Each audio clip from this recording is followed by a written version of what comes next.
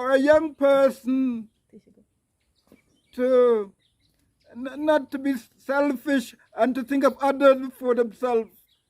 You know, it's a rare quality I found in her. Welcome, visionary family, and please do consider subscribing to the channel. Guys, I sit down with my dad. My dad visits Rwanda for the second time, and he's been watching me on YouTube like all of you. So let's sit down with him and let's hear what he thinks. Growing up in the West during the 60s, 70s, and 80s, Africa was portrayed as a very poor continent, extremely poor, and people were suffering badly. Malnutrition and so on. Was extremely a sad situation. It would no one was encouraged to go to the continent of Africa. The whole situation with the continent, the media hasn't said anything positive about the continent. I've never heard a positive word being spoken.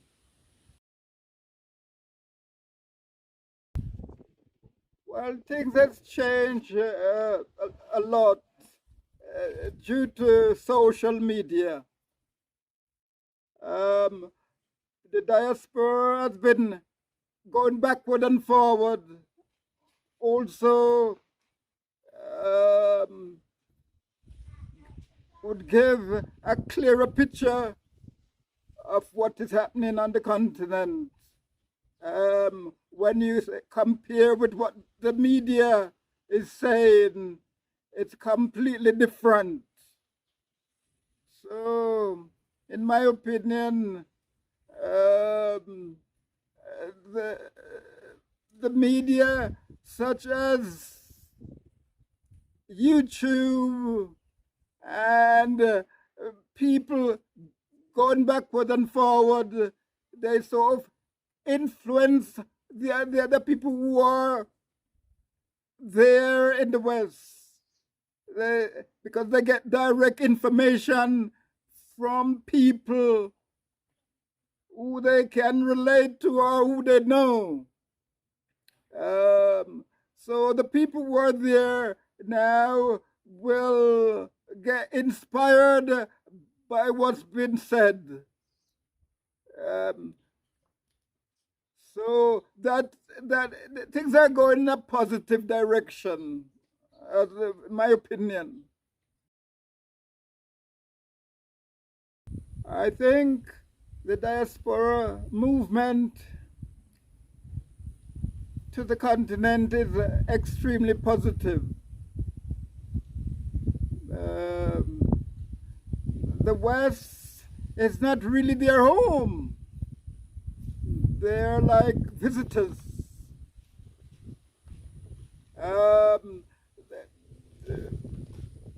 The continent has been drained of lots of its resource, and that's what the resource of Africa that has helped to build the West. So the movements of the diaspora back to the continent is very positive in the sense that they could rebuild the continent. You know, instead of sort of taking out, the West take out from the continent, they don't really put back. So with the diaspora movement,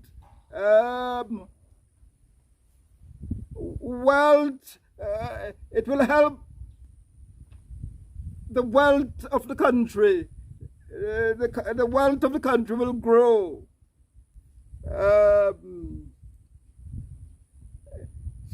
And it will also help the youth also, because the diaspora, the older diaspora, would lay a better foundation and a better example by returning to the motherland, which is the continent of Africa.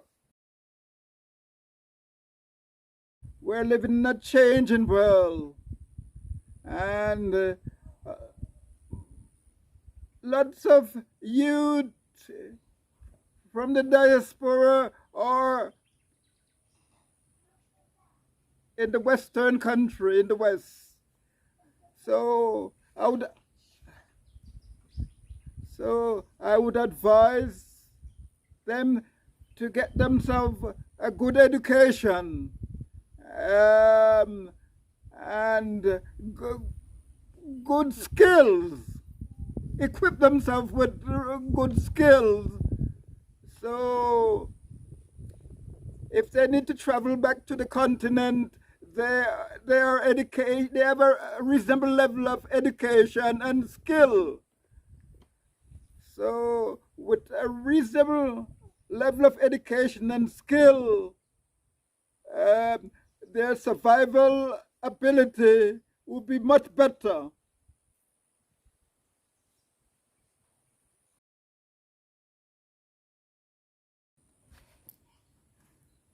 I visited Rwanda, and I explored a few places. I visited the museum, such as the Genocide Museum, which I visited, which was a very sad time for me. I also visited the national park, where there are lots of where you see the animal in the wild. So that was sort of an exciting time for me. So I visited a few places, and they had a very positive impact on me. But as I said, the Genocide Museum, I don't have words to say, it was so sad. It was so sad. Now, Rwanda, I felt very safe and comfortable in Rwanda, and I always wanted to revisit. My first visit to the continent was approximately 5 years ago. It was a great experience for me. It was a very positive one, because previously I only had knowledge of what the media had given me. So the media had given me wrong information, because I was able to see for myself the difference. I enjoy myself very much from that experience, and from my first experience, I always wanted to return. It's not what the media is saying. You need to see for yourself, and it will change your whole point of view. I think it's okay to retire in Rwanda. However, you need to really make your plan very carefully. When I said carefully, I mean double carefully. You have to plan your financial resource carefully, and I would say try not to put all your eggs in one basket. So you have to make your plan, as I said, carefully. So, in the event of anything going wrong, you have something else to fall back onto.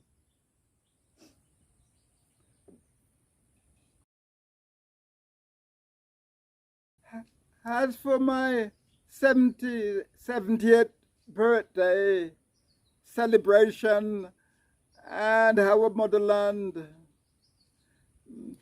I had not thought in 100 years I would celebrate my birthday, 7th birthday in Africa, Rwanda.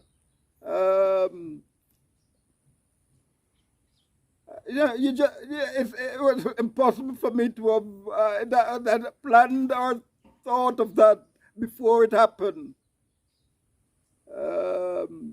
So I'm really pleased that it had happened, and I would be so happy if our Creator could keep me going strong to enjoy a few more of my birthday at the motherland. I would be so happy.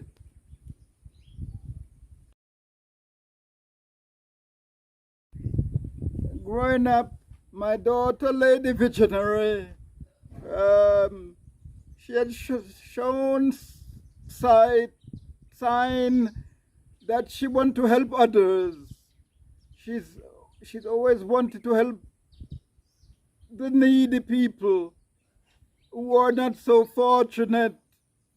So I'm not that surprised that she had returned to live in Rwanda at all. She's very caring, and growing up, I was a bit surprised that she would think of other needy people before herself. I was a bit puzzled. First, she left me a little bit puzzled, you know. I couldn't work things out, because for a young person to not to be selfish and to think of others before themselves, you know, it's a rare quality I found in her. Right. She normally do tasks, do whatever she can to provide for people who need help, who in need. That's how she is, and I don't think anyone can change that. It's like in her blood, in her system. So that is like a drug for her to help others, you know. So that's the way she is. So you just have to take her as she is.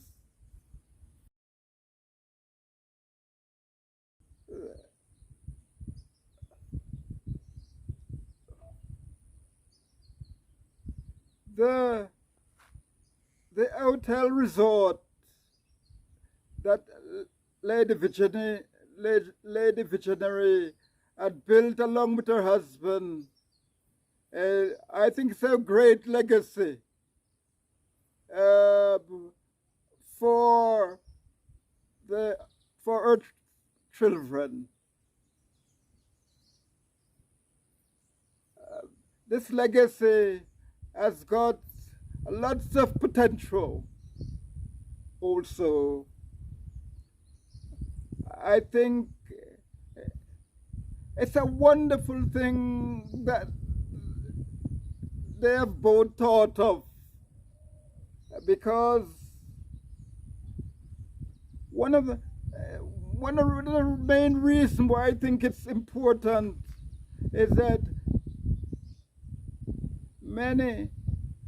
majority of black people, they don't plan anything such as legacy for their children.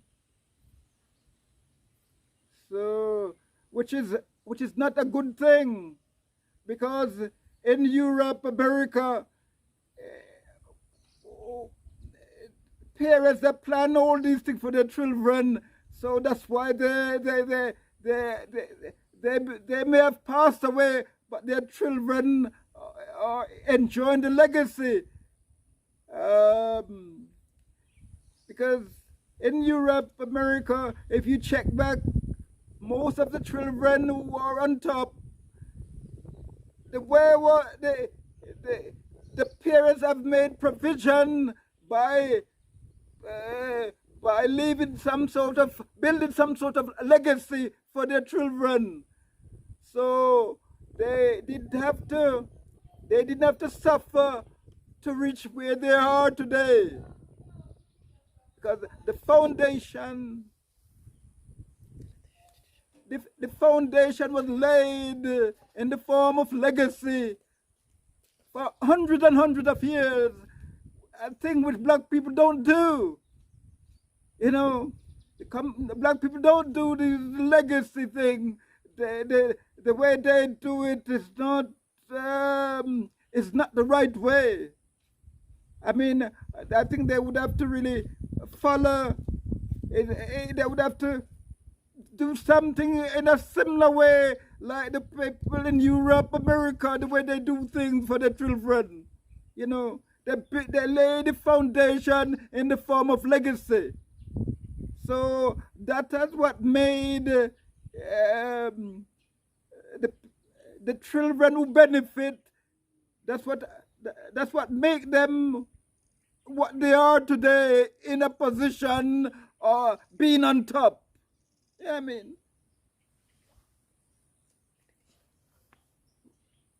So what they're doing is really, really great, extremely positive, and I can see a lot of potential in this legacy building. Very positive. So I hope this could influence other parents to do something similar. It's the right thing to do. Thank you all so much for watching. Don't forget about my library project in Musanze. It's the first of its kind, with a variety of books, but what's special about it is that it has a dedicated section for African history and African representation. Guys, find out down below how you can be a part of this amazing project. Thank you so much.